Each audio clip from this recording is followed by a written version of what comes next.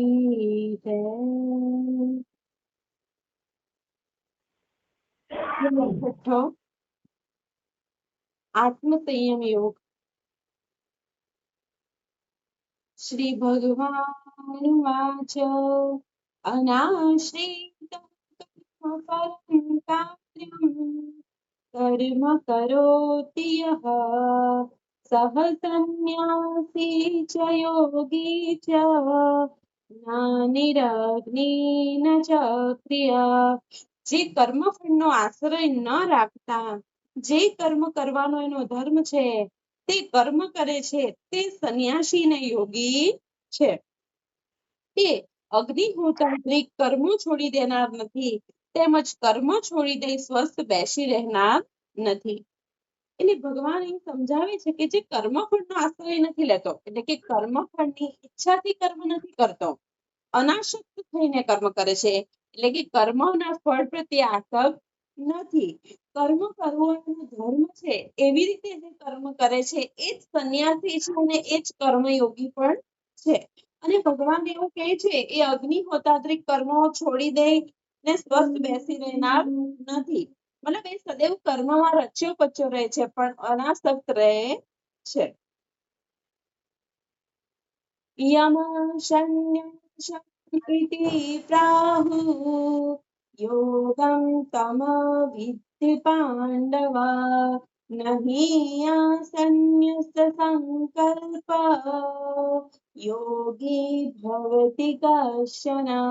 હે પાંડવ જેને સંન્યાસ કહે છે તેને તું યોગ જાણ જેને મનના સંકલ્પો ત્યજ્યા નથી તે કદી યોગી થઈ શકતો નથી।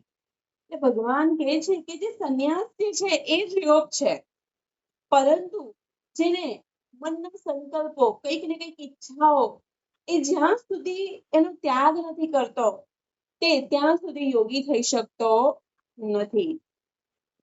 આરુરુક્ષોરે યોગમ કર્મ કારણમુચ્યતે યોગારૂઢસ્ય તસ્યૈવ શમઃ કારણમુચ્યતે। યોગમાં પ્રવેશ કરવા ઈચ્છતા સંયમી માટે કર્મ કરવું એ સાધન છે જ્યારે જેને યોગ સાધ્યો છે તેને માટે તો શમ સાધન રૂપ છે એટલે કે જેની ઈચ્છા યોગમાં પ્રવેશ કરવાની હોય છે યોગી થવાની હોય છે એવા વ્યક્તિના માટે કર્મ એ એક સાધન રૂપ છે એટલે કે કર્મ દ્વારા એ યોગી થઈ શકે છે।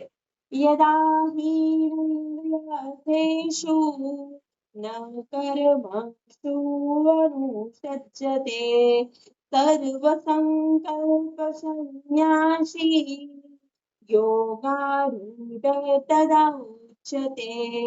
જ્યારે ઇન્દ્રિયોના વિષયોમાં અને કર્મમાં આસક્ત થતો નથી અને સર્વ સંકલ્પનો ત્યાગ કરે છે ત્યારે તે યોગારૂઢ કહેવાય છે એટલે કે જેની ઇન્દ્રિયો વિષયોમાં રચી પચી ન રહેતી હોય જે કર્મ પ્રત્યે આસક્તિ નથી રાખતો મોહ નથી રાખતો અને જેને પોતાની બધી ઈચ્છાઓ કામનાઓ સંકલ્પોનો ત્યાગ કરી દીધો છે એવા વ્યક્તિને યોગારૂઢ કહેવાય છે। ઉદ્ધરેત આત્મનાત્માનં જ્ઞાત્માનં અવસાદયેત આત્મેવ હિ આત્મનઃ બંધુ આત્મ એવ રિપુ આત્મના। આત્મા વડે મનુષ્ય આત્માનો ઉદ્ધાર કરે તેની અધોગતિ ન કરે આત્મા જ આત્માનો બંધુ છે અને આત્મા જ આત્માનો શત્રુ છે એટલે કે આત્મા વડે પોતાના આત્માનો ઉદ્ધાર કરવો જોઈએ એવું ન કરવું જોઈએ કે જેનાથી અધોગતિ થાય પતન થાય કારણ કે આત્મા જ આત્માનો મિત્ર છે અને આત્મા જ આત્માનો શત્રુ છે।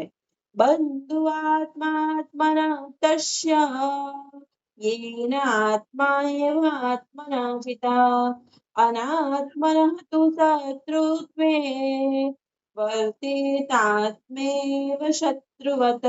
જેણે પોતે પોતાને જીત્યો છે તે પોતે પોતાનો બંધુ છે પણ જે પોતાને ઓળખતો નથી તે પોતા પ્રત્યે શત્રુની પેઠે વર્તે છે, એટલે કે જેને પોતાને જીતી લીધો છે, જે પોતાના ઉપર વિજય પ્રાપ્ત કરી છે, પોતાના ઉપર એટલે કે પોતાની ઇન્દ્રિયો પર, મન ઉપર, શરીર ઉપર, બરાબર, અને પોતાને જીતી લીધો છે, પોતાનો શું છે, મિત્ર છે, પરંતુ જે પોતાને વ્યવસ્થિત ઓળખતો નથી, જે પોતાને સાચા અર્થમાં ઓળખતો નથી, એ પોતાની સાથે શત્રુની જેમ વર્તે છે.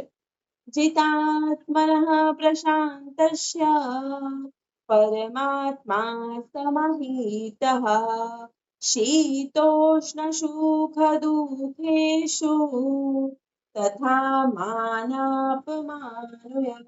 જેણે પોતાના આત્માને જીત્યો છે ને જેને શાંતિ મળી છે, તેનો આત્મા ઠંડી, ગરમી, સુખ, દુઃખ કે માન અપમાન વિશે એક સરખો રહે છે, એટલે કે સમભાવમાં રહે છે. જ્ઞાન વિજ્ઞાન તૃપ્તાત્મા વિજિતેન્દ્રિયા યુક્ત ઇતિ ઉચ્યતે યોગી સમલોષ્ટાશ્મકાંચન. જેનો આત્મા જ્ઞાન ને વિજ્ઞાનથી તૃપ્ત થયેલો છે, જે મૂળ સુધી ગયેલો છે, જેને પોતાની ઇન્દ્રિયોને જીતી છે, અને જેના માટે માટી હોય કે પથ્થર હોય કે પછી સોનું હોય એ બધા સમાનરૂપ છે. એને કોઈ પ્રત્યે લાલચ કે ઘૃણાનો કે ઉતરતી કક્ષાનો ભાવ નથી કે આ કિંમતી છે અને આ બિનજરૂરી છે ને એવું લાગતું નથી. એ બધી વસ્તુ પ્રત્યે અને પરિસ્થિતિ પ્રત્યે સમભાવમાં રહે છે, એવા યોગીને યોગ સિદ્ધ કહેવાય છે. શુહદ મિત્ર ઉદાસીન મધ્યસ્થ દ્વેષ બંધુષુ સાધુષુ અપિ ચ પાપેષુ ક્ષમા બુદ્ધિ વિશિષ્યતે. હિતેચ્છુ એટલે કે જે પોતાનું હિત ઈચ્છતો હોય, પોતાનો મિત્ર હોય કે પછી પોતાનો શત્રુ હોય કે તટસ્થ હોય, મધ્યસ્થ હોય કે અડખામણો કે વહાલો હોય, તે બધા પ્રત્યે, તેમજ સાધુ હોય તેની સાથે અને પાપી હોય તેની સાથે પણ સમાન ભાવ રાખે છે, તે યોગી શ્રેષ્ઠ છે. યોગી યુંજીત સતતમ આત્મા નમરહસી સ્થિતઃ એકાકી યદચિતાત્મા નિરાશી અપરિગ્રહ. યોગીએ એકાંતમાં એકલા રહીને ચિત્ત અને આત્માને કાબુમાં લઈ કાંઈ પણ વાસના રાખ્યા વિના આશા અને ઈચ્છા છોડી દઈને પોતાના યોગ અભ્યાસમાં રહેવું જોઈએ. એટલે કે યોગી કેવું રહેવું જોઈએ? તો એકાંતમાં રહેવું જોઈએ. ચિત્ત અને આત્માને કાબુમાં રાખી કોઈ પણ પ્રકારની વાસના, મોહ, આસક્તિમાં પડ્યા વગર પોતાનો યોગ અભ્યાસમાં જોડાયેલા રહેવું જોઈએ. શુચો દેશે પ્રતિષ્ઠાપ્ય સ્થિરમ આસનમ આત્મના ન અતિ ઉચ્છ્રિતમ ન અતિ નીચમ ચૈલાજીનમ કુશોત્તરમ તત્ર એકાગ્રમ મનઃ કૃત્વા યત ચિતેન્દ્રિય ક્રિયઃ ઉપવિશ્યાસને યુંજાત યોગમ આત્મા વિશુદ્ધયે. પવિત્ર સ્થાનમાં અતિ ઊંચું નહીં કે અતિ નીચું નહીં તેવું દર્ભ, મૃગ ચર્મ તથા વસ્ત્રનું આસન સ્થાપી તે આસન પર બેસી મનને એકાગ્ર કરી ચિત્ત અને ઇન્દ્રિયોની ક્રિયાઓને વશ કરી અંતઃકરણની શુદ્ધિ માટે યોગ અભ્યાસ કરવો જોઈએ. શમમ કાય શિરો ગ્રીવમ ધારયન અચલમ સ્થિરઃ તમ પ્રેક્ષ્ય નાસિકાગ્રમ સ્વમ દિશા ચ અનવલોકચન પ્રશાંતાત્મા વિગતભિઃ બ્રહ્મચારી વ્રતે સ્થિતા મનઃ સંયમ્ય મચ્ચિતા યુક્ત આશિત મત્પર. પીઠ, મસ્તક અને ડોકને સીધા તથા અચળ રાખી આમ તેમ ન જોતા નાકના ટેરવા પર સ્થિર નજર ઠેરવીને શાંત ચિત્તવાળા યોગીએ નિર્ભય થઈ બ્રહ્મચર્ય વ્રતમાં રહી મનને વશ કરી મારામાં એટલે કે ઈશ્વરમાં ચિત્ત લગાવીને ઈશ્વરને પરાયણ થઈને એટલે કે ઈશ્વરને સમર્પિત થઈને સમાધિ નિષ્ઠ થઈ બેસવું જોઈએ. યુંજનૈવં સદાત્માનં યોગી નિયતમાનસ શાંતિમ નિર્વાણ પરમામ મત્સંસ્થામ અધિગચ્છતિ. આમ અંતઃકરણને નિત્ય યોગમાં જોડતો અને વશ થયેલા મનવાળો યોગી મારામાં રહેલી મોક્ષ રૂપ પરમ શાંતિ પામે છે. એટલે કે જે નિત્ય યોગાભ્યાસ કરે છે, નિત્ય પોતાના અંતઃકરણને પરમાત્મા સાથે જોડે છે, એ અંતે મોક્ષ રૂપ પરમ શાંતિને પ્રાપ્ત કરે છે. નતિ અશ્નતતુ યોગ અસ્તિ ન ચ એકાંતમનસ્નત ન ચાતિ સ્વપ્નશીલસ્ય જાગ્રતો નેવ ચ અર્જુન. હે અર્જુન, બહુ ખાનારને કે કેવળ ભૂખ્યા રહેનારને, બહુ ઊંઘનારને કે કેવળ જાગનારને યોગ સિદ્ધ થતો નથી. યુક્તાહાર વિહારસ્ય યુક્ત ચેષ્ટસ્ય કર્મસુ યુક્ત સ્વપ્નાવબોધસ્ય યોગો ભવતિ દુઃખઃ. પણ યોગ્ય આહાર વિહાર વાળાને, કર્મોમાં યોગ્ય ચેષ્ટા વાળાને તથા યોગ્ય ઊંઘનાર જાગનારને યોગ સાધના સઘળા દુઃખોનો નાશ કરે છે. યદા વિનિયતં ચિત્તં આત્મન્યેવાવતિષ્ઠતે નિસ્પૃહ સર્વકામેભ્યો યુક્ત ઇતિ ઉચ્યતે તદા. જ્યારે વશ થયેલું ચિત્ત આત્મામાં જ મસ્ત રહે છે અને બધી કામનાઓથી નિષ્પૃહ થાય છે, ત્યારે તે મનુષ્ય યુક્ત યોગી કહેવાય છે. યથાદીપઃ નિવાતસ્થ નૈતે सा उपमा स्मृता योगिनो यद चित्तस्य युञ्जतो योगमात्मना. જેવી રીતે પવન વગરની જગ્યા હોય જ્યાં પવન ફૂંકાતો નહીં હોય અને દીપકની જ્યોત જેવી રીતે સ્થિર રહે છે અને ડોલતી નથી, તેવી જ રીતે જે સમાધિનિષ્ઠ યોગીનું મન છે એ કોઈ દિવસ ચલાયમાન થતું નથી કે ચલિત થતું નથી, એ સ્થિર રહે છે. આમાં આત્માને યોગમાં જોડતા યોગીના વશ થયેલા ચિત્તની કહી છે.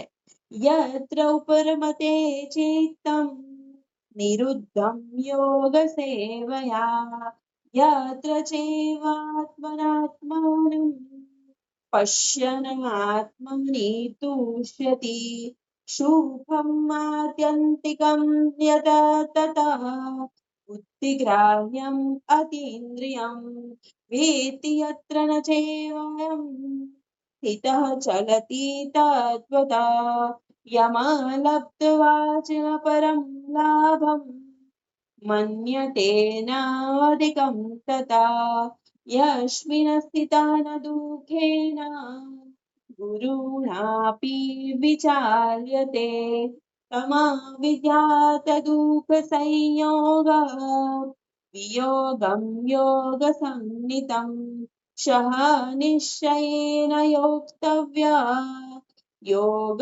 અનિર્વીણ ચેતસા. સમાધિની હાલતમાં યોગના અભ્યાસથી અંકુશમાં આવેલું ચિત્ત શાંત થાય છે. મનુષ્ય શુદ્ધ અંતઃકરણથી આત્માનો સાક્ષાત્કાર કરીને આત્મામાં જ સંતોષ પામે છે. વળી અતીન્દ્રિય કે બુદ્ધિગ્રાહ્ય જે અનંત સુખ છે એને અનુભવે છે. તેમજ આ યોગી જેમાં રહીને પણ તત્વથી ચલિત થતો નથી, તેને પામીને બીજા લાભને આનાથી અધિક માનતો નથી. જેમાં રહીને મોટા સુખ દુઃખથી પણ એ ચલિત થતો નથી, તે દુઃખ સંયોગના અભાવને યોગ નામે જાણવો. તે યોગનો નહીં કંટાળેલા ચિત્તથી નિશ્ચયપૂર્વક અભ્યાસ કરવો. એટલે કે જેને સમાધિની અનુભૂતિ કરી લે છે, જે આત્મામાં રમનારો છે, એને પછી બીજા બાહ્ય જે પણ સુખો છે એને આકર્ષતા અને બાહ્ય દુઃખો એને વિચલિત કરતા નથી અને આવી અવસ્થામાં પહોંચ્યા બાદ દુઃખ સંયોગનો અભાવ થાય છે એટલે કે એને પછી કોઈ પણ વસ્તુ દુઃખી કરતી નથી અને આવી સ્થિતિ મેળવવા માટે કંટાળ્યા વગર એટલે કે આળસ અને પ્રમાદ કર્યા વગર નિશ્ચયપૂર્વક યોગનો અભ્યાસ નિયમિત રૂપે કરવો જોઈએ સંકલ્પ પ્રભવાન કામાન ત્યક્ત્વા સર્વાન શેષતઃ મનસા એવ ઇન્દ્રિયગ્રામાન વિનિયમ્ય સમંતતઃ શનૈઃ શનૈઃ ઉપરમેત ઉત્તયા ધૃતિ ગૃહીતયા આત્મસંસ્થં મનઃ કૃત્વા ન કિંચિત અપી ચિંતયેત સંકલ્પથી ઉત્પન્ન થયેલી બધી કામનાઓ સંપૂર્ણપણે ત્યજી મન વડે ઇન્દ્રિયોના સમૂહને સર્વ બાજુએથી ધીરજથી વશ કરેલી બુદ્ધિ વડે ધીમે ધીમે વિષયોથી અટકવું અને મનને આત્મામાં સારી રીતે સ્થિર કરી બીજું કંઈ પણ ચિંતન કરવું નહીં યદા યદા નિશ્ચરતિ મનઃ ચંચલમ અસ્થિરમ તદા તદા નિયમ્યતે એતતા આત્મનેવ વશમ નયેત ચંચળ અને અસ્થિર મન જે કારણથી બહાર નીકળી જાય તે કારણથી તેને રોકી રાખી આત્મામાં જ વશ કરવું જોઈએ એટલે આ બધી ટેકનિક છે યોગ અભ્યાસની બરાબર છે આસન કેવું હોવું જોઈએ શરીરની પોઝિશન કેવી હોવી જોઈએ મન વિચલિત થાય તો કેવું કરવું જોઈએ આ બધું વર્ણન આ અધ્યાયમાં આપ્યું છે પ્રશાંત મનસં હિયેનં યોગિનં સુખમુત્તમં ઉપેતિ શાંત રજસં બ્રહ્મભૂતમ અકલ્મષમ કેમ કે અતિ શાંત મનવાળા શાંત રજોગુણવાળા પાપ રહિત અને બ્રહ્મરૂપ થયેલા આ યોગીને ઉત્તમ સુખ પ્રાપ્ત થાય છે યુંજન એવં સદાત્મનં યોગી વિગત કલ્મષ સુખેન બ્રહ્મ સંસ્પર્શમ અત્યંતમ સુખમાશ્નુતે આમ ચિત્તને સદા યોગનિષ્ઠ કરતો યોગી પાપ રહિત થઈ સહેલાઈથી પરબ્રહ્મના અનુભવ રૂપ અનંત સુખનો અનુભવ કરે છે સર્વભૂતસ્થમાત્મા સર્વભૂતાનિ ચાત્મની ઈક્ષતે યોગયુક્તાત્મા સર્વત્ર સમદર્શન યોગયુક્ત અંતઃકરણ વાળો તથા બધે સમદ્રષ્ટિ વાળો બધા પ્રાણીઓમાં પોતાને અને પોતામાં બધા પ્રાણીઓને રહેલા જુએ છે યો મામ પશ્યતિ સર્વત્ર સર્વં ચ મયિ પશ્યતિ તસ્યાહં ન પ્રણશ્યામિ સહજામેન પ્રણશ્યતિ જે મનુષ્ય મને બધે જુએ છે અને મારામાં બધું જુએ છે તેને માટે હું કદી અદ્રશ્ય નથી કે તે મને અદ્રશ્ય રહેતો નથી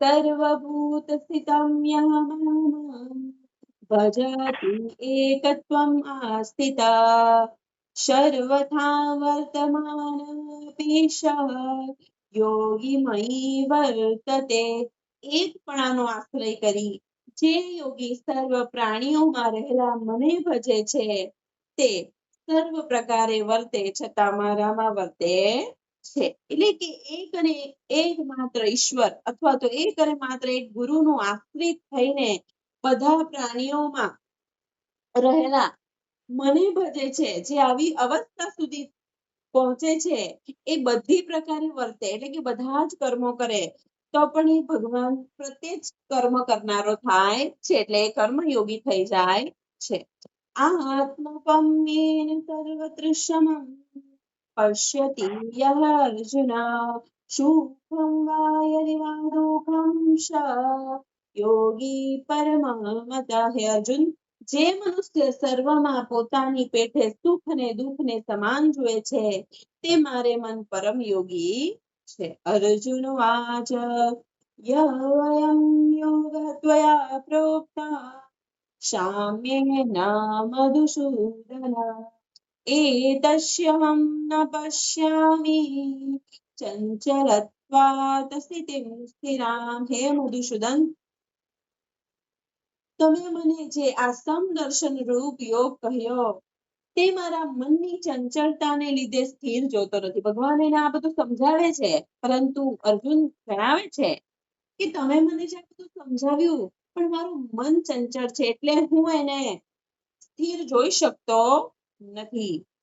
ચંચલમ હિ મનઃ કૃષ્ણ પ્રમાથી બલવત દૃઢમ તસ્યહં નિગ્રહં મન્યે વાયોરીવાશુ દુષ્કરમ. કેમ કે હે કૃષ્ણ, મન ચંચળ છે, વિહવળ કરનાર છે, વિચલિત કરનાર છે, એ બળવાન અને દ્રઢ છે. આથી મનનો નિગ્રહ કરવો, મનને કંટ્રોલમાં કરવું, વાયુની પેઠે હું અતિ મુશ્કેલ માનું છું. એટલે કે જેવી રીતે આપણે પવનને કંટ્રોલ કરી શકતા નથી, વાયુને પોતાના કંટ્રોલમાં લઈ શકતા નથી, એ જ રીતે મન પણ છે એવું અર્જુન ભગવાનને કહે છે. શ્રી ભગવાનુવાચ અસંશયં મહાબાહો મનઃ દુર્નિગ્રહં ચલમ અભ્યાસેન તુ કૌન્તેય વૈરાગ્યેન ચ ગૃહ્યતે. હે મહાબાહો, ખરેખર ચંચળ મનને વશ કરવું એ કઠણ છે. એટલે કે ભગવાન સહમતિ બતાવે છે કે તારી વાત સાચી છે કે ખરેખર મન ચંચળ છે અને એને કંટ્રોલ કરવું મુશ્કેલ છે. પરંતુ ભગવાન કહે છે, જુઓ, તો પણ હે કૌંતેય, અભ્યાસ અને વૈરાગ્ય વડે તે વશ કરી શકાય છે. ભલે એ ચંચળ હોય અને એને કંટ્રોલ કરવું મુશ્કેલ હોય, પરંતુ અભ્યાસ દ્વારા અને વૈરાગ્ય દ્વારા મનને જીતી શકાય છે. એવું ભગવાન અર્જુનને સમજાવે છે અને આપણા બધાને પણ સમજાવે છે. અસમ્ય મહાયોગ દુષ્પ્રાપ ઇતિ મે મતિ વશ્યાત્મના તુ યતતા શક્ય અવાપ્તુમ ઉપાયતા. જેણે મન વશ કર્યું નથી તેને માટે યોગ દુર્લભ છે, પણ વશ કરેલા મનવાળો અને યત્ન કરતો મનુષ્ય ઉપાયથી તેને પ્રાપ્ત કરી શકે છે એવું મારું માનવું છે.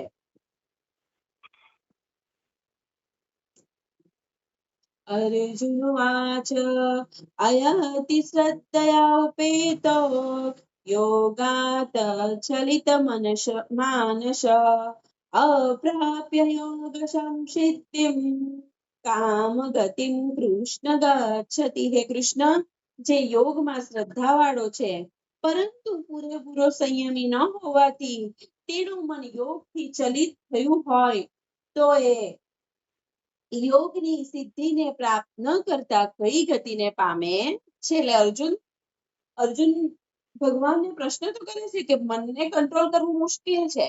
ભગવાન તે છતાં એને ઉત્તર આપે છે કે અભ્યાસ અને વૈરાગ્ય વડે જીતી શકાય છે. છતાં પણ એની ઊંડે ઊંડે આશંકા છે. ભલે મારી આસ્થા યોગમાં છે, ભલે હું ઈચ્છું છું કે મોક્ષ તરફ મારી ગતિ હોય, પરંતુ હું પૂરેપૂરો યોગી નહીં થાઉં તો મારી શું અવસ્થા થશે. કદાચ એવું એ મૂંઝાયો હશે એટલે એ પ્રશ્ન પૂછે છે કે પૂરેપૂરો સંયમમાં ન લઈ શકે પોતાને અને ચલિત થઈ જાય, યોગ ભ્રષ્ટ થાય તો એની શું ગતિ થાય, એવો અર્જુન ભગવાનને પ્રશ્ન પૂછે છે. કચ્ચિતન ઉભય વિભ્રષ્ટ છિન્ના ભ્રમૈવાનશ્યતિ અપ્રતિષ્ઠ મહાબાહો વિમૂઢો બ્રહ્મણપતિ.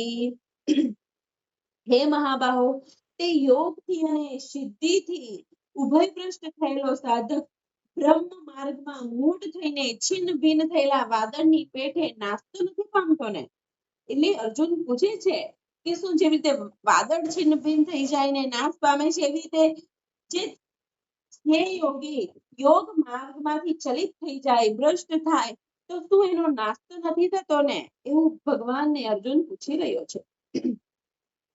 एतत् मे संशयं कृष्ण छेतुम् अर्हस्य शेषतः त्वं मन्ये संशयस्य અસ્ય ચેતા નહિ ઉપપદ્યતે. હે કૃષ્ણ, મારા સંશયને સંપૂર્ણપણે આપ દૂર કરી શકો છો. આપના વિના બીજો કોઈ આ સંશયને છેદનાર મળે તેમ નથી. શ્રી ભગવાન વાચ પાર્થનેવૈહમૂત્ર વિનાશઃ તસ્ય વિદ્યતે નહિ કલ્યાણ કૃત કશ્ચિતા દુર્ગતિમ તાત ગચ્છતિ. હે પાર્થ, શુભ કર્મ કરનાર કોઈ મનુષ્યનો આ લોકમાં કે પરલોકમાં વિનાશ નથી જ. કેમ કે હે तात, શુભ કર્મ કરનારો કોઈ દુર્ગતિ પામતો નથી. ભગવાન શું કે છે કે જે શુભ કર્મ કરનારો મનુષ્ય છે, જે શુભ કર્મ કરે છે, તેનો આ લોકમાં પણ નાશ નથી થતો અને પરલોકમાં પણ એનો નાશ થતો નથી. અને જે શુભ કર્મ કરે છે એની કોઈ પણ દિવસ દુર્ગતિ થતી નથી. પ્રાપ્ય પુણ્ય કૃતામ લોકાન ઉષિત્વા શાશ્વતી ક્ષમા શુચીનામ શ્રીમતામ ગેહે યોગ ભ્રષ્ટ અભિજાયતે અર્થયોગિનામેવ કુલે ભવતી ધીમતામ એતત હિ દુર્લભ તરમ લોકે જન્મ યત ઈદ્વશમ. તે યોગ ભ્રષ્ટ થયેલ મનુષ્ય પુણ્ય કર્મ કરનારાઓના લોકને પામે અને ઘણા વર્ષો ત્યાં રહી પછી પવિત્ર જનોના કુટુંબમાં શ્રીમંતોને ઘેર કે બુદ્ધિમાન યોગીઓના કુળમાં જન્મે છે. ખરેખર જગતમાં આવો જન્મ અતિ દુર્લભ છે. એટલે કે જો યોગ ભ્રષ્ટ થાય તો પણ એનો નાશ થતો નથી, કારણ કે ત્યાં સુધીની તો પ્રક્રિયા એને કરી છે ને. એટલે એ પુણ્ય કર્મ કરનારાઓના જે લોક હોય એમાં એનો વાસ થાય છે. અને ત્યારબાદ એ કોઈ શ્રીમંતને ઘેર અથવા પવિત્ર કુટુંબમાં જન્મે છે અથવા કોઈ યોગીના ઘેર જન્મે છે. અને ભગવાન કહે છે કે આવો જન્મ દુર્લભ છે. તત્ર તમ બુદ્ધિ સંયોગમ લભતે પર્વદેહિકમ યતા તે ચ તત ભૂયા સંસિદ્ધો કુરુનંદન. હે કુરુનંદન, ત્યાં જન્મ લેવાથી તેને પૂર્વ જન્મમાં કરેલી સાધનાના સંસ્કાર તેનામાં અમૂર્ત થાય છે. જ્યાંથી સાધના અધૂરી રહી હતી ત્યાંથી આગળ વધી તે પૂર્ણ સિદ્ધિ માટે ફરી પ્રયત્ન કરે છે. ભગવાન કહે છે કે એનો જે ફરી જન્મ થાય છે ત્યારે નવેસરથી શરૂઆત કરવી પડતી નથી. જ્યાં સુધી એને સાધના કરી હોય ત્યાંથી જ, એટલે કે જ્યાં અટક્યો હોય ત્યાંથી જ ફરીથી શરૂઆત કરે છે. ફરીથી એ યોગ માટે, મોક્ષ માટે યોગમાં જોડાય છે અને મોક્ષ માટે પ્રયત્ન કરે છે. અને પૂર્ણ સિદ્ધિ ને પ્રાપ્ત થાય ત્યાં સુધી એ પ્રયત્નો કરતો રહે છે. પૂર્ણાભ્યાસેન તેન એવ ક્રિયતે હિ અવશપિશા જિજ્ઞાસુ અભિયોગસ્ય સપ્ત બ્રહ્મ અતિવર્તતે. પૂર્વના અભ્યાસને લીધે તે જરૂર યોગ પ્રત્યે ખેંચાય છે. આવા યોગના જિજ્ઞાસુ વૈદિક કર્મકાંડથી પર હોય છે. એટલે કે એનો પૂર્વાભ્યાસ હોય છે. એટલે એને ફરીથી યોગમાં, એટલે એના પૂર્વ સંસ્કારના કારણે એને યોગ પ્રત્યે ખેંચાણ રહે છે અને ફરીથી યોગ માટે જોડાય છે અને વૈદિક કર્મકાંડમાં પડતો નથી. પ્રયત્નાત યતમાનઃ તુ યોગી સંશુદ્ધ કિલ્બિષા અનેક જન્મ સંસિદ્ધ તતો યાતિ પરાંગતિમ.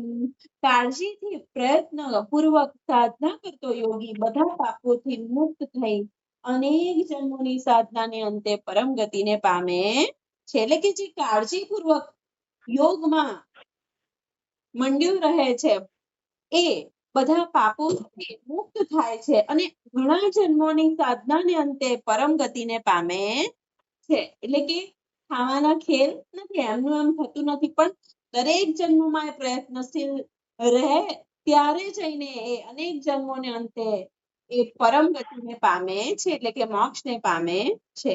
તપસ્વી વ્યાધિક યોગી જ્ઞાનીભ્યઃ અપि મતાધિકः કર્મિભ્યः ચ અધિકः યોગી તસ્માત યોગી ભવ અર્જુન.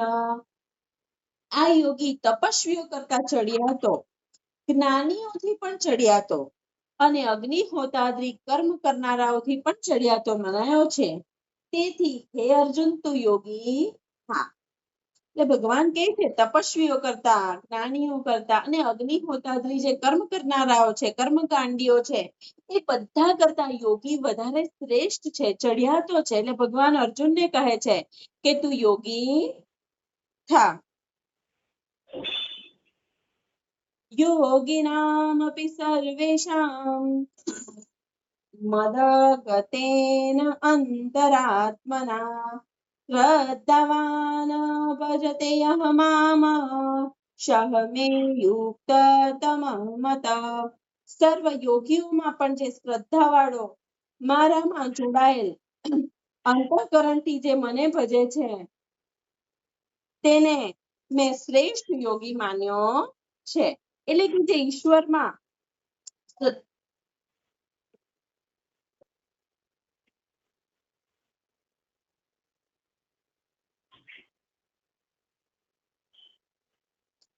એટલે કે ઈશ્વર પ્રત્યે શ્રદ્ધા વાળો છે, ઈશ્વર પ્રત્યે જ મન અને અંતઃકરણને જોડનારો છે, એવો જે યોગી છે તે સર્વશ્રેષ્ઠ છે. ઓમ તત્સદિતિ શ્રીમદ ભગવદ ગીતાસુ ઉપનિષત્સુ બ્રહ્મ વિદ્યાયામ યોગ શાસ્ત્રે શ્રી કૃષ્ણાર્જુન સંવાદે આત્મ સંયમ યોગ નામ ષષ્ઠોધ્યાયઃ. ઓમ પરમાત્મને શ્રી કૃષ્ણાર્પણમસ્તુ. શ્રી કૃષ્ણાર્પણમસ્તુ. શ્રી કૃષ્ણાર્પણમસ્તુ. હરે કૃષ્ણ કૃષ્ણ કૃષ્ણ હરે હરે, હરે રામ રામ રામ હરે હરે.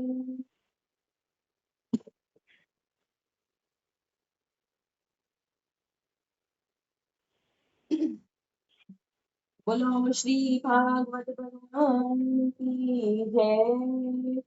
શ્રી કૃષ્ણ કનૈયા લાલ કી જય.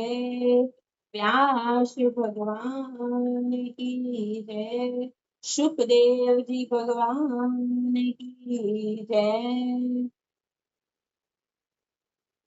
ગોપીઓ કામદ ભયાત કંસો દ્વેષાચે યાદવો નૃપા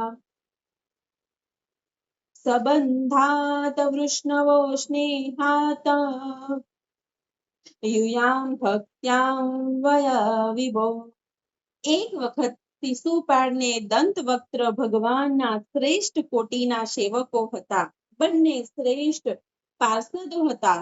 તેઓ બ્રાહ્મણ સનત કુમારોના શાપને લીધે ભગવાનની સેવાથી વંચિત થઈ ગયા હતા. મહર્ષિ નારદજીએ આ શાપની કથા કહી. તે સાંભળીને ધર્મરાજા યુધિષ્ઠિર બોલ્યા, શ્રી હરિની એકાંત ભક્તિ કરનાર ભક્તજનોને આ સંસારમાં જવાનું થાય એ વાત માની શકાય તેવી નથી. ભગવાનના એ બે પાર્ષદો જય વિજયને પુનઃજન્મ કેમ લેવો પડ્યો તેની કથા મારે ફરીથી સાંભળવી છે. માટે તે કથા ફરી મને કહી સંભળાવો.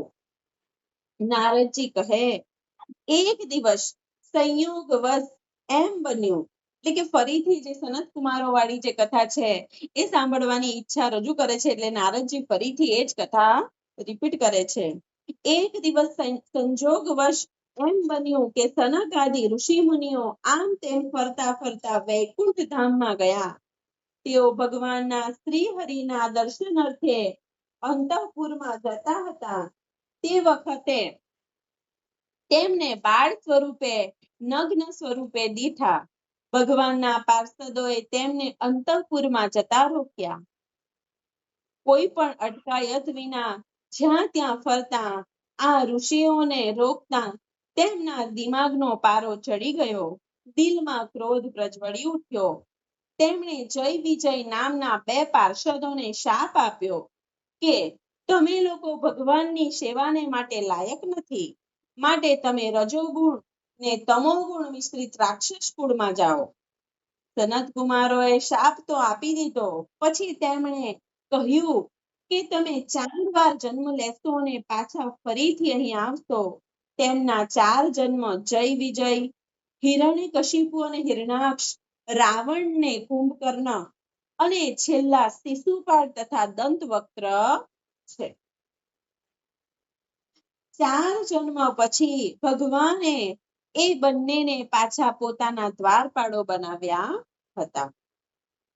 સુખદેવજી પરીક્ષિત રાજાને કહે છે, તેની પાર્શ્વભૂમિમાં નારદજી યુધિષ્ઠિરને આ કથા સંભળાવે છે. વરાહ ભગવાને હિરણ્યાક્ષને મારી નખાવ્યો, તેથી હિરણ્યકશિપુને અત્યંત ક્રોધ ઉપજ્યો અને તેની સાથે તેના હૃદયમાં શોક વ્યાપી ગયો. હિરણ્યકશિપુનું મન અત્યંત દુઃખી થઈ ગયું.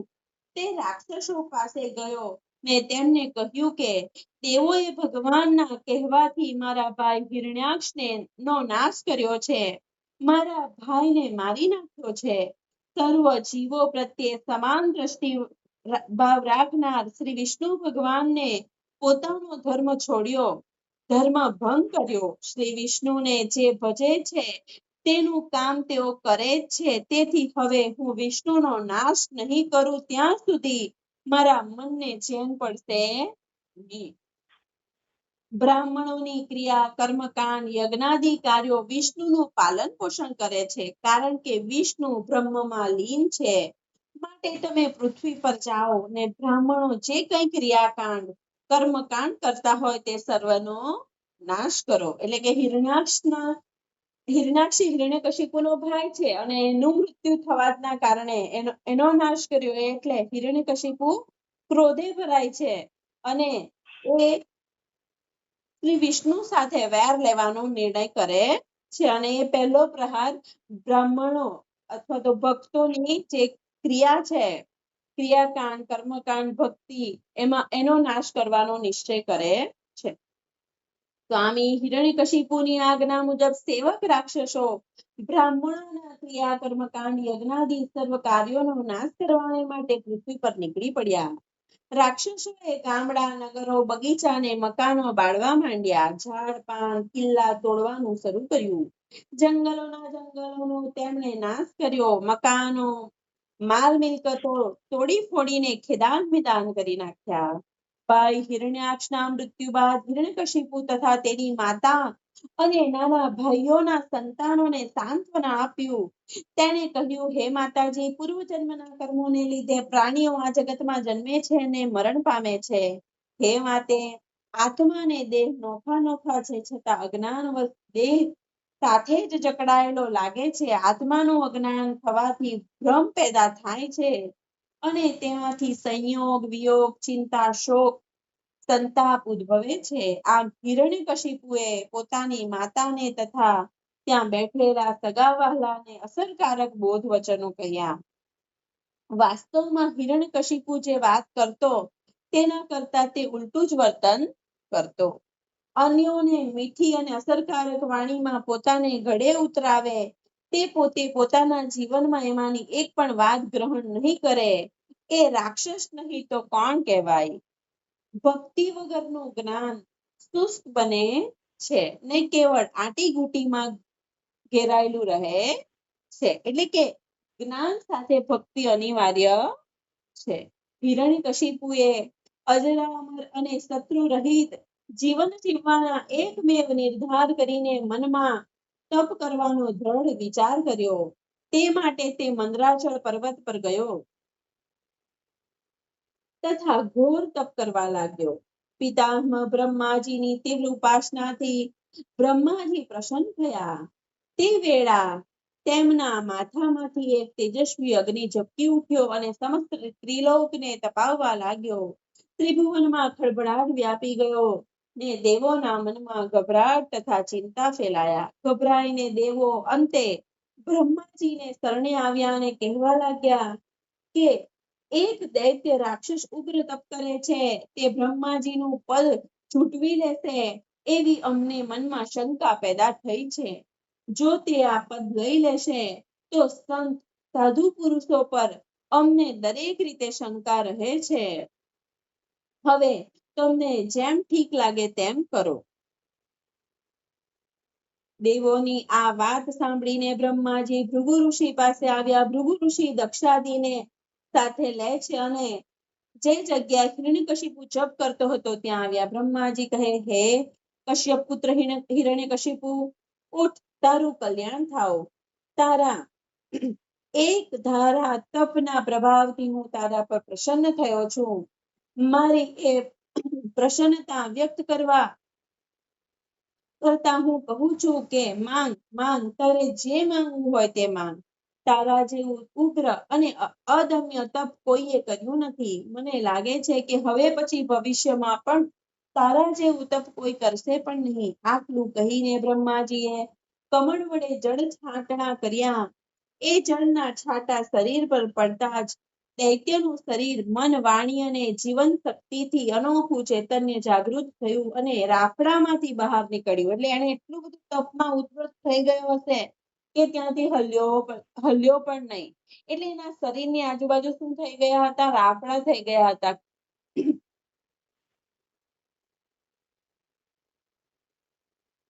તેણે હંસ પર બિરાજેલા બ્રહ્માજીને જોયા એટલે આવીને એમને સાષ્ટાંગ દંડવત પ્રણામ કર્યા.